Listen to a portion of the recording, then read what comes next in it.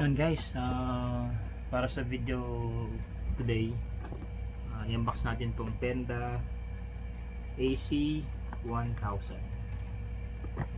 So, nakalagay dito sa box, ito yung mga features nya. Kaya niya yung, it accommodates yung 2.4, so dual band siya, 2.4 and then 5 GHz. And then meron siyang tatlong LAN ports sa likod. Okay, tatlong LAN ports and then multi-device support, 10 to 15 devices. Kumpara dun kasi currently yung modem router na ginagamit ko, ano yan, provided by Skyworth na CM5200. Pero ito merong, I think walang QoS dito. First time ko lang matatry itong QoS, yung bandwidth control, makontrol mo lang yung bandwidth.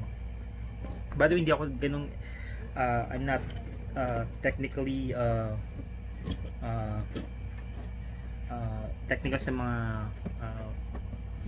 detalye ng mga ganitong device, but alam ko kung paano siya i-connect, mga ganon. And you might be curious kung ba't ako magpapalit ng or magkakabit ng router. Meron kasi kaming issue na nangyari dun sa school website ng anak ko. Alam naman natin, lahat tayo is yung mga bata nag-school at home. So dun sa Big Blue Button na website, lagi daw naglalag. But kine-check ko naman yung ping and also yung bandwidth namin, decent namin nakuha. Nagra-run siya na average 75 to 80 Mbps. So yun, may suspecha ako na hindi kinakaya nung modem router na bigay ni Sky. Again, walang problema sa Sky. Subscribers na kami for almost a decade na. So okay naman si Sky. Tingin ko lang, syempre may mga limitations yung mga devices, may local devices. So sana ito yung mag-resolve ng issue. Okay? So, sana natin. Tinagil ko lang yung plastic, naka-plastic siya. So saan ko siya nabili? Seller siya sa marketplace eh. Nabili ko siya ng 1,070. Sama mo yung shipping, mabot din ng 1,200. Okay, so may manual. Actually, ang gaan niya eh. So ito yung laman. Siya. Uy, nulog. Yan siya. So may adapter, of course. May adapter. Na Ethernet cable. And then yung router ko, yung pag i-search niyo yung Skyworth, wala yung antenna. First time ito, may antenna. Okay, so paano yung connection niya? So may LAN cable, pero kadalasan may LAN cable naman binibigay yung mga ISP nyo. So yung connection na LAN galing sa modem router nyo. So yung other end, yung kabilang dulo, syempre nasa modem router. Example, naka-connect sa Sky. And then yung kabilang end, ito, kukonect dun sa naka-label na ito, WAN. Yan, 1. Sorry, naka-mirror tayo. Naka-1.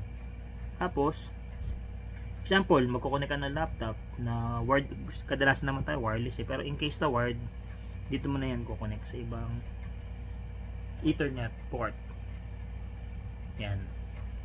Yung 1, 2, 3. Sa panahon ngayon, kadalasan, or lahat ng mga device natin wireless capable na. So madala na ito na-utilize. Pero again, possible pa rin siya. It supports LAN connection. Okay? So normally ganun naman setup nun eh. And then kapag change mo yung mga password, nakalagay naman sa ilalim yung SSID. Yan, nakalagay yan dyan. And then normally nakalagay naman sa manual yung mga default na password para makasya mo router, yung IP nya. Okay, so update ko kayo kapag nagkaroon pa rin ng issue. I hope na ito na yung mag-resolve ng issue na na-experience namin sa schoology. Okay, so again, it's Tenda AC1200. 200. Thank you. Sorry guys.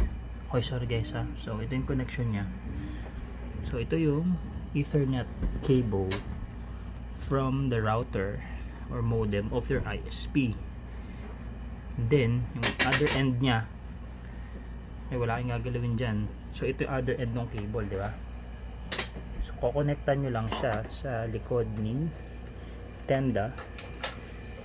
Make sure na sa one yan. Diyan nyo siya sasaksak yung label na WAN or 1. Okay? Okay, so connect na natin.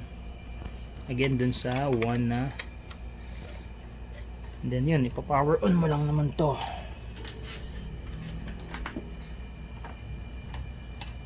Plug lang natin. So, ilan may volts nito? It's a 9 volts. Yan.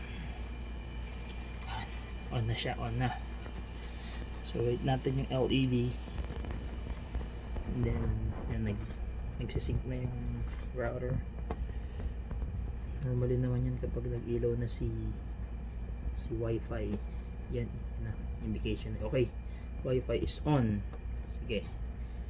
Yun, so ganun lang yung, that's how easy you can set up itong Tenda AC1200.